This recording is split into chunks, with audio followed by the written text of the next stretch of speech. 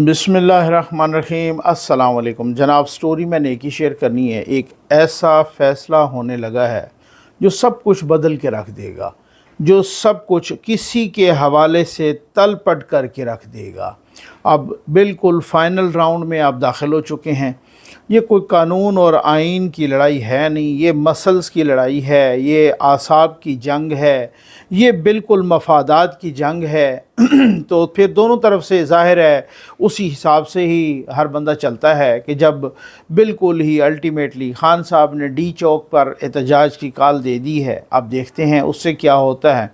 मौलाना साहब के साथ बिल्कुल फ़ाइनल राउंड चल रहा है, उस फाइनल राउंड का नतीजा क्या है। और सुप्रीम कोर्ट में बहुत कुछ हो रहा है, सुप्रीम कोर्ट में बहुत कुछ हो रहा है, बहुत कुछ हो चुका है, बहुत कुछ होने जा रहा है। अभी भी एक अहम तरीन केस की समाअत जारी है। बस जल्दी से आप चैनल सब्सक्राइब कीजिए, जहां घंटी का निशान बना है उसे प्रेस कीजिए ताकि हर नई आने वाली वीडियो आप तक पहुंचती रहे। हमारे वाटर प्रोजेक्ट चल रहे हैं भाई, अल्लाह के करम और आपके ताबन से चल रहे हैं। आप ख़बरें सुनिए, लेकिन आप प्यासी इंसानियत को अपने मरहूमीन के इसाले सवाब के लिए एक वाटर प्रोजेक्ट लगाइए। आप अकेले लगा सकते हैं, 2-3 मिल के लगवा सकते हैं। वालदैन के लिए इससे बढ़ के कोई सदका जारिया नहीं हो सकता कि अगर आपके वालदैन हयात हैं या मरहूमीन हैं, उनके लिए लगाइए, प्यासों को पानी पिलाइए। ये वो एक ऐसी चीज़ है कि जो कम से कम चीज़ आप कर सकते हैं। वैसे तो बहुत बड़े एहसानात होते हैं उनके। आप आ जाइए जनाब। मैं सबसे पहले एक बड़ी दिलचस्प बात, क्योंकि उसके बाद वाली जो वीडियो मैंने करनी है इसी पे करनी है। मैं कल ये जब हसन लबनान के वो अपना हिज़्बुल्लाह के हसन नसरुल्लाह साहब जो वो शहीद हुए, तो उनके बाद बहुत सारी ख़बरें आईं कि यार ये किस तरह से हुआ है। तो फिर बाद में पता चला बहुत सारे फ़्रांस के अखबारात और इधर उधर और अखबारात, अब तो और भी अखबारात यूरोप के और मुख्तलिफ लिखने लग गए हैं कि वो एक ईरानी जासूस था कि जिसने हसन नसरुल्लाह के ठिकाने के बारे में बताया।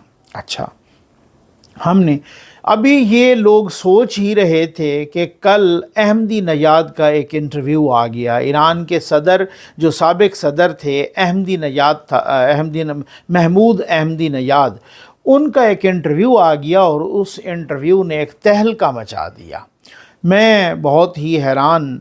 और वो कहते हैं महमूद अहमदी नयाद, CNN को उन्होंने इंटरव्यू, और वो इंटरव्यू शायद पुराना ही है लेकिन उसका क्लिप वो वायरल हुआ और मतलब जो भी, तो वो कहते हैं कि जनाब ये जो CNN को उन्होंने इंटरव्यू दिया, जब भी दिया, नया है पुराना है, उन्होंने कहा कि ईरान ने एक यूनिट बनाया था, एक इंटेलिजेंस यूनिट। ज़रा थोड़ा सा सुनिएगा सही, फिर उसके बाद इस पे सोचिएगा, ठीक है ना। एक इंटेलिजेंस यूनिट ईरान ने बनाया था और उसका काम ये था, उस इंटेलिजेंस यूनिट का, उस अहम यूनिट का काम ये था कि इसराइल की सरगर्मियों पर नज़र रखनी है। इसराइल ने जो जासूस छोड़े हुए हैं उन पर आपने नज़र रखनी है। तो बाद में वो कहते हैं, महमूद अहमदी नयाद साहब कह रहे थे कि बाद में हमें पता चला कि इसी यूनिट का जो सरबराह है, जिस यूनिट को हमने बनाया, ईरान ने बनाया कि आपने इसराइल की सरगर्मियों पर नज़र रखनी है, उस यूनिट का सरबराह ख़ुद मोसाद का एजेंट निकला। पॉइंट टू बी नोटेड, ज़रा गौर कीजिए। ये मुझे याद है 2006 में हमारे ये डॉक्टर शाहिद मसूद साहब भी बहुत पढ़े लिखे बंदे हैं, ये वहाँ पर गए थे और उनको मिडल ईस्ट के उन उमूर पर भी बड़ी महारत हासिल है।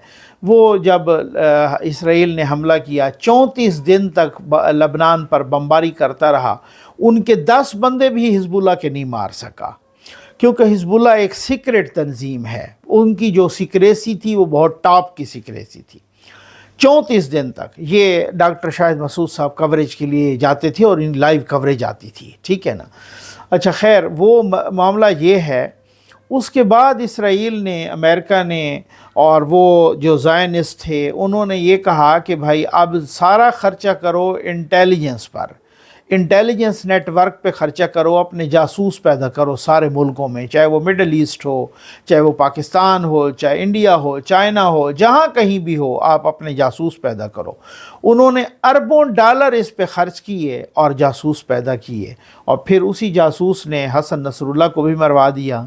उसी जासूस ने, अब हालत तो ये है कि आप यूनिट बनाते हैं और रियासत बना रही है यूनिट। अब मैंने क्यों, मामला ये है कि क्या पाकिस्तान में उनके जासूस नहीं है? ढेरों हैं, ईरान में भी ढेरों हैं, पाकिस्तान में भी ढेरों हैं, और मिडल ईस्ट में भी ढेरों हैं। जो लोग कह रहे हैं ना कि भी खान साहब को क्यों नहीं कंट्रोल कर सकती रियासत, वो ये मामला है, वो इस तरह का मामला है। जो लोग कह रहे हैं कि ये मुबैना तौर पर मंसूर अली शाह साहब वहाँ अमेरिका गए और वापस आए और आके फिर दूसरी सरगर्मियाँ जो शुरू हो गई, तो इसमें देर इज़, यूँ महसूस हुआ कि there is something wrong at the bottom, कुछ दाल में कुछ काला है या सारी दाल ही काली है। ऐसे ऐसे लोग निकलेंगे जासूस, आपको पता ही कोई नहीं चलेगा कि मीर जाफ़र और मीर सादिक आपकी सफ़ों में है कौन। और वो क्यों, मैं अगली वीडियो इसी पे करूँगा कि पाकिस्तान पे हमला क्यों नहीं कर रहे, उसकी भी एक ख़ास वजह है, इस पे ज़रूर बात करेंगे। अब आ जाइए जनाब, ख़ान साहब ने डी चौक पर एहतजाज की कॉल दे दी है, और ख़ान साहब ने कहा है किसी भी कीमत पर, और अभी मरवत साहब भी कह रहे थे और दूसरे तीसरे, और ये वो जब उस वक़्त दी थी तो उस वक़्त भी जलील हुए थे, याद है ना आपको ना। और डी चौक पे जो सारा गंद फैला के गए थे, और फिर एक तो ज़ाहरी गंद है और एक जो दूसरा गंद है जिसका खमियाजा हम आज तक भुगत रहे हैं। वो ताहिरुल कादरी साहब भी चुपके निकल गए थे, और फिर उसके बाद इमरान ख़ान भी, वो तेरे कूचे से बेआबरू, क्या वो किस तरह का शेर है, निकलना खुल्द से आदम का सुनते आए हैं, लेकिन बड़े बेआबरू हो के तेरे कूचे से हम निकले, बड़े बेआबरू हो के वो शाहराए दस्तूर से हम निकले। तो वो बाद में उसी तरह से बेआबरू हो के निकल गए थे। 126 दिन का या जितना धरना था वो इसी तरीके से। और क्योंकि उस वक़्त को आपको पता है कि वो सारे के सारे साथ थे, जनरल ज़हीरुल इस्लाम भी साथ था जिनकी कॉल्स पकड़ी गई थी, और जनरल वो रहील शरीफ भी साथ था, और पूरी इस्टेब्लिशमेंट साथ थी, ISI भी साथ थी। वो कोई और दिन थे, तो तब भी आप जलील हो के निकले थे। और अब तो फिर आपको पता है, आप तो कोई साथ हों भी सही तो फिर आपको जलालत आपका मुकद्दर है, आप थोड़ा आएँ तो सही। वो जिस तरीके से आप जलील हो के गए हैं वापस वहाँ से बुरहान इंटरचेंज से, अब आप आएँ ज़रा डी चौक पे, आप आएँ, आपका बड़े अच्छे से इलाज करते हैं, क्योंकि आप ऊधम मचाने आ रहे हैं, आप इंतशार, और आपको पता है किस तरीके से, और आपको कौन ला रहा है, इंटरनल अनासर का भी पता है रियासत को, एक्सटर्नल अनासर का भी पता है कि आपको कौन लाना चाह रहा है। अभी शंघाई तामुन तंजीम का इजलास हो रहा है पाकिस्तान में, और आप चाइना के वज़ीर आज़म भी आ रहे हैं और बाकी भी बहुत सारे लोग आ रहे हैं। तो इसका मतलब ये हुआ कि आप उसको तलपट करने में, और इसका मतलब ये हुआ कि यहाँ पर ये जो तरमीम हो रही है, इस तरमीम से पहले आपका तड़पना शुरू हो गया है। कल एक बड़ा अहम फ़ैसला भी आया जनाब, और वो अहम फ़ैसला था ट्रिब्यूनल से मुतालिक। जो लोग कह रहे थे ना कि अब देखिएगा कि अब वो जनाब थैले खुलेंगे, और अब जनाब वो ट्रिब्यूनल, वो जो मलिक शहजाद साहब बैठे हैं सुप्रीम कोर्ट के जज, पहले वो चीफ़ जस्टिस थे लाहौर हाई कोर्ट के, और वही जिनकी बेटी ने 2-3 बंदे रौंद दिए थे गाड़ी तले, और आपको पता तो है वो जिस तरीके से पता नहीं वो कैसे चला रही थी। एक तो जजों के बेटे बेटियां सरकारी गाड़ियां लेके और बड़ी बड़ी गाड़ियां लेके, वो लाहौर में भी मैं देख रहा था कि एक जज के बेटे, वो था यूथिया, और वो जाना चाह रहा था PTI के एहतजाज में, और फिर उसके बाद वो जनाब वो माशाअल्लाह लड़ गया पुलिस से, आगे अपने कंटेनर क्यों रखे हुए हैं, और वो फिर उन्होंने पुलिस वालों को, अब 2-3-4 ऑफिसर्स को जिनमें SP लेवल के भी लोग थे, उनको मुअत्तल करवा दिया। माशाअल्लाह हैं, ये आप लाडलापन तो देखें, आप ये देखें तो सही किस तरीके से तमाशबीनी है, आप देखें तो सही किस तरीके का इंतशार मचा हुआ है। बहुत सारे लोग जो दूर बैठे हैं ना, उनको नज़र नहीं आती सहूलतकारी। भाई बहुत कुछ मसाइल हैं। आप बाहर देखें, 130 से ज़्यादा आर्टिकल छप चुके हैं। ये कौन हैं, ये क्यों इतनी इम्पोर्टेंस अख्तियार कर गए हैं? آپ اگر انٹرنیشنل جریدوں پر نظر ڈالیں، یا میں آپ کو ریکویسٹ کروں گا کہ آپ اگر ایک صرف ہیڈ لائنز پر بھی نظر ڈالا کریں، ان میں بلوچستان آج کل جو ہے نا ہیڈ لائنز میں لگا ہوا ہے۔ کیوں؟ اس کی کیا وجہ ہے؟ باقی سارے مسائل ختم ہو گئے ہیں، کیا مسئلہ کیا ہے؟ کشمیر نہیں لگتا، فلسطین نہیں لگتا، ٹھیک ہے نا، اور لبنان نہیں لگتا، یا اس طریقے سے جن پہ مسلمانوں پہ ظلم ہو رہا ہے ان پہ نہیں، اور بلوچستان ہر ایک کی ہیڈ لائن میں لگا ہوا ہے۔ کیا وجہ کیا ہے؟ اسرائیل جو ہے نا پی ٹی آئی کے حق میں یو این او میں بول رہا ہے، وجہ کیا ہے؟ 130 سے زیادہ آرٹیکل لکھے جا چکے ہیں پچھلے چند ماہ میں پی ٹی آئی کے حق میں انٹرنیشنل جریدوں میں۔ اس کا کبھی آپ نے سوچا ایسا کیوں ہے؟ بہت ساری چیزیں ہوتی ہیں۔ لوگ کہتے ہیں نا کہ جناب ایسا کیوں ہے کہ ان کا ابھی تک علاج کیوں نہیں کر پا رہے؟ آپ نے جس فتنے کی بنیاد رکھی، پھر اس فتنے نے کہاں کہاں جڑیں گاڑیں، یہ تو پھر وہ پکڑا ہوا ہے نا، اور اس کا کورٹ مارشل ہو رہا ہے۔ باقیوں کو بھی پکڑیں اور ان سے بھی پوچھیں کہ آپ نے امریکہ اور اسرائیل کے کون کون سے مفادات کا ڈیفینڈ کیا ہے۔ یہ وہی لوگ ہیں، وہی جنرل شجاع پاشا ہے کہ جہاں کورٹ میں بیٹھ کے ریمنڈ ڈیوس نے اپنی کتاب میں لکھا کہ مجھے تو انہوں نے ہی رہا کروایا ہے، اور وہی کورٹ میں بیٹھ کے امریکی سفیر کو وہ میسیجز بھیج رہا تھا۔ تو وہ آپ وہی بتائیں، وہی جنرل پاشا تو عمران خان کا سہولت کار تھا۔ وہ اب یہ سارے تانے بانے ملائیں نا اس میں ایسی۔ اب وہ جو کل والا فیصلہ آیا ہے کہ جو الیکشن ٹریبونلز ہیں، وہ جو ملک شہزاد صاحب نے کہا تھا کہ وہ لاہور ہائی کورٹ بنائے گا، کل سپریم کورٹ نے اس فیصلے کو اڑا کے رکھ دیا ہے 5 رکنی ججز نے، اور 5-0 سے یہ فیصلہ آیا ہے، اڑا کے رکھ دیا، اور یہ کہا ہے کہ اس لاہور ہائی کورٹ کے فیصلے کو ایز اے پریسیڈنٹ بھی کہیں نہیں کوٹ کر سکتے۔ اور الیکشن کمیشن گیا تھا وہ ایک اپیل لے کے سپریم کورٹ میں، اور انہوں نے کہا کہ یہ جو ٹریبونلز ہیں یہ بنانا اب الیکشن کمیشن کا کام ہے۔ اب یوتھی و آرام آ گئی ہے، اب ٹریبونل بنائے گا الیکشن کمیشن، اور جو نیا رول ہے اس میں وہ انہوں نے کہا ہے کہ اچھا ہے مشاورت کر لیں، مشاورت نہ بھی کرے تو ان کا پراگیٹو ہے، ان کی ڈسکریشنری پاور ہے یہ الیکشن کمیشن کی کہ یہ ٹریبونل بنائے گا، اور وہ ٹریبونل بنائیں گے، اور وہ ٹریبونل بنائیں گے تو وہ لاہور ہائی کورٹ سے بھی جج لے سکتے ہیں، کہیں اور سے بھی لے سکتے ہیں، اور ریٹائرڈ ججز بھی لگا سکتے ہیں۔ اب جو نئے رولز ہیں ان کے مطابق وہ ریٹائرڈ ججز بھی لگا سکتے ہیں۔ اب ٹریبونل جو چھلانگیں لگا رہے تھے گھنگرو پہن کے کہ جی یہ ہو جائے گا اور وہ ہو جائے گا، اور جناب یہ فارغ ہو جائے گا اور وہ فارغ ہو جائے گا، ان کو آرام آ گیا ہو۔ اب ہو رہا ہے 63A کا فیصلہ، اور 63A میں جو آپ نے کہا نا کہ ووٹ بھی نہیں گنا جائے گا، یہ جسٹس یہ منیب اختر صاحب، یہ ووٹ بھی نہیں گنا جائے گا، اور ووٹ بھی نہیں گنا جائے گا، اور ساتھ ہی یہ بھی کہا ہے کہ آپ ووٹ بھی نہ گنیں اور ان کو فارغ بھی کر دیں، ڈی سیٹ بھی کر دیں اور ووٹ بھی نہ گنیں۔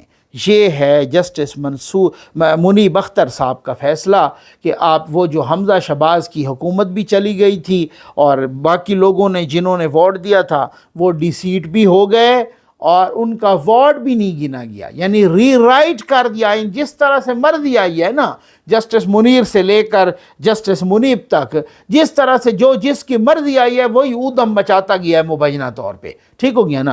تو اس طریقے سے ووٹ بھی نہیں گنا جائے اور ساتھ وہ ڈی سیٹ بھی ہو جائے، اس کا ہو رہا ہے فیصلہ۔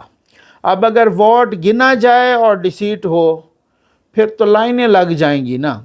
اب یوتھ ہی ابھی سے کہہ رہے ہیں ہمارا فلاں فلاں فلاں فلاں بندہ وہ غائب ہو گیا ہے، ٹھیک ہو گیا نا۔ بھائی وہ غائب نہیں ہو گیا، ان کو پتہ ہے بہت سارے کوئی چند بچیں گے باقی ادھر ہی دیں گے۔ اب آ جائیں مولانا صاحب پہ، مولانا صاحب کے ساتھ آخری راؤنڈ چل رہا ہے۔ یہ وزیر داخلہ بھی گئے، اس سے پہلے وزارت داخلہ کی پریس ریلیز میں مولانا صاحب کی بڑی تعریفیں کی گئی ہیں بھائی کہ بہت ہی سینئر سیاستدان ہیں، بہت ہی مدبر ہیں، بہت ہی دانشور ہیں وغیرہ وغیرہ وغیرہ، ٹھیک ہو گیا نا۔ بہت ہی پارلیمنٹ میں پازیٹیو اپنا کردار ادا کرتے ہیں، ہاں ٹھیک ہو گیا نا۔ اور اس کے بعد جناب نقوی صاحب نے، محسن نقوی صاحب نے مولانا صاحب سے ملاقات بھی کی، پھول بھی دیے۔ اب آپ سوچیں گے کہ یار جب مولانا صاحب راضی ہیں پھر دیر کاہے کی، پھر معاملہ کہاں اٹکا ہے، پھر کیا ہے؟ کیونکہ بلاول صاحب نے کہا کہ مولانا صاحب آپ کو ججوں کی عمر بڑھانے پر اعتراض تھا یا باقیوں کی، وہ ہم نے نکال دیے۔ آپ کو ججوں کی تعداد بڑھانے پر اعتراض تھا، فی الحال ہم نے وہ بھی روک لیا۔ لیکن یہ آئینی کوڈ جو ہے، اس کو تو آپ خود کہتے رہتے تھے نا کہ یہ بننا چاہیے، تو اس کو تو جی انہوں نے کہا جی بالکل۔ اور پھر آئینی کورٹ والوں کی اگر کوئی مدت ملازمت ہو، صرف آئینی کورٹ والوں کی، تو وہ تو پھر جو ہے نا وہ تو ان پر بھی ہے۔ اور مولانا صاحب خود بھی انہوں نے کہا ہے کہ یہ ذرائع بتا رہے ہیں کہ آپ چلیں، آپ 65 کی بجائے 67 کر لیں یا 68 کر لیں، تو 2-3 سال وہ آپس میں طے کریں گے۔ معاملہ کہاں الجھا تھا یا اٹکا ہوا کہاں ہے؟ یہ جو ملٹری کورٹس ہیں نا، یہ ملٹری کورٹس میں ہر کسی کا کیس بھیجنا، یہاں پر یہ اٹکا ہوا ہے۔ اور مولانا صاحب کہتے ہیں کہ وہ آپ نے نا جس طریقے سے، چلو ہارڈ کور ٹیررسٹ وہ ایک الگ بات ہے، پھر یہ سیاسیوں کے کیس جانے لگتے ہیں، پھر کوئی اور اپنا سکور سیٹل کرتا ہے، تو یہ ان چیزوں پر نا مولانا فضل الرحمان صاحب کو اعتراض ہے۔ اور ابھی وہ چیزیں فارغو بھی نہیں ہوئیں، ابھی تک ان کو کسی نے وہ اعتراض لگا کے چھوڑا بھی نہیں ہے۔ لیکن پھر ساتھ یہ بھی ہے کہ کہا گیا ہے کہ جناب مولانا صاحب ان باقی ساری چیزوں پہ اور خاص طور پہ جو آئینی ترمیم ہے وہ اس پر مان گئے ہیں۔ اب ذرائع بتا رہے ہیں کہ میکسیمم اس پر جو ہے نا کنسنٹریشن اور میکسیمم اس پر کنورجنس کرنے کی اور ایک اتفاق کے رائے پیدا کرنے کی کوشش کی جا رہی ہے۔ لیکن اگر نہ ہوا تو اب کی بار نمبر پورے ہیں، اور اب کی بار یہ جو ترمیم ہوگی، اچھا یہ ترمیم ایسا یوں سمجھ لیجئے کہ ایک ٹرمپ کارڈ ہے کہ میں دیکھ رہا تھا بہت سارے اپنے پی ٹی آئی کے دوست یا پرو پی ٹی آئی یوٹیوبر یا صحافی، صدیق جان صاحب بھی کہہ رہے تھے، میں اس دن سن رہا تھا کہ بھائی یہ ترمیم بڑی خطرناک ہے، اور اگر یہ ترمیم ہو گئی تو عمران خان کو پھانسی ہو جائے گی۔ یہ میں نے بھی نہیں کہا یہاں تک، لیکن وہ بھی ان کو یہ الرٹ کر رہے ہیں کہ خیال کرنا ترمیم کے راستے میں ڈی چوک پہ بیٹھ جانا، اگر یہ ہو گئی تو عمران خان کو پھانسی ہو جائے گی۔ آپ دیکھتے ہیں ترمیم ہوتی ہے یا نہیں ہوتی، اور جب ہو گئی تو میں وہ آپ کو ساتھ بھی سناؤں گا کہ اب کیا خیال ہے کہ اسے پھانسی ہوگی کہ نہیں ہوگی۔ امید ہے آپ کو ویڈیو پسند آئی ہوگی۔ آپ کا بہت بہت شکریہ۔